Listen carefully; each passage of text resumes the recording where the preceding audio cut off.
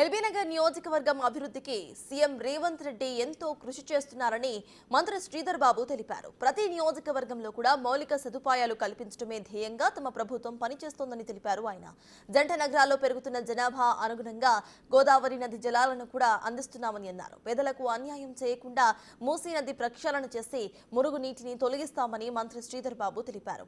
LB Nagar నియోజకవర్గంలో మధు యాష్కి గౌడ్ నాయకత్వంలో Congress party బలంగా ఉందని, రాబోతున్న జీహెచ్ఎంసీ ఎన్నికల్లో అత్యధిక స్థానాలు గెలుస్తామని ధీమా వ్యక్తం చేశారు శ్రీధర్ బాబు. పార్టీ ప్రభుత్వం ఏర్పాటైన తర్వాత పెద్ద ఎత్తున 110 కోట్ల రూపాయలతో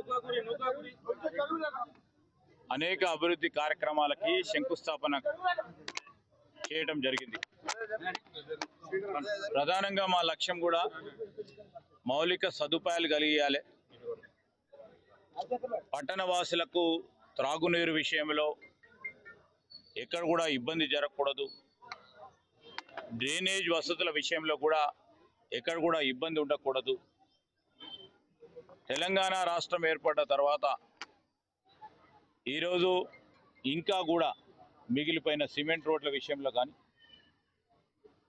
రోడ్ల నిర్మాణ కార్యక్రమం చేయాలని అనేక సందర్భాల్లో ఎల్బీ నగర్ నియోజకవర్గానికి సంబంధించిన మా నియోజకవర్గ ఇన్ఛార్జి గారు పెద్దలు మధు యాష్కి గౌడ్ గారి నేతృత్వంలో వారి మున్సిపల్ శాఖను నిర్వహిస్తూ ఉన్న గౌరవ ముఖ్యమంత్రి రేవంత్ రెడ్డి గారిని కూడా కలుసుకొని ఈ ప్రాంతానికి సంబంధించిన అభివృద్ధి సంక్షేమ కార్యక్రమాల విషయంలో పెద్ద పెట్టున కేంద్రీకరించి ముందుకు నడవాలని వారు కోరటం, మరి వారి అభ్యర్థనను కూడా ముందుకు తీసుకెళ్తూ ఈరోజు అందరి సహకారంతో ఇక్కడ ఇంత పెద్ద ఎత్తున పనులను చేపట్టడం జరుగుతూ ఉంది.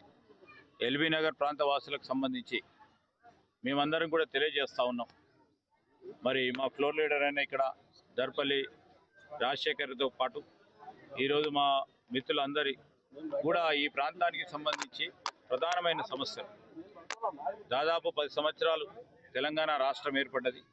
రాష్ట్రం ఏర్పడ్డ తర్వాత ఒక ప్రత్యేకమైన ప్రణాళిక తీసుకోవాలని అదే ఒక ఆలోచన దృక్పథంతో ముందుకెళ్తా ఉన్న తరుణంలో మేము ఈ జంట నగరాలకు సంబంధించిన అభివృద్ధి విషయంలో ఆనాడు కృష్ణా నది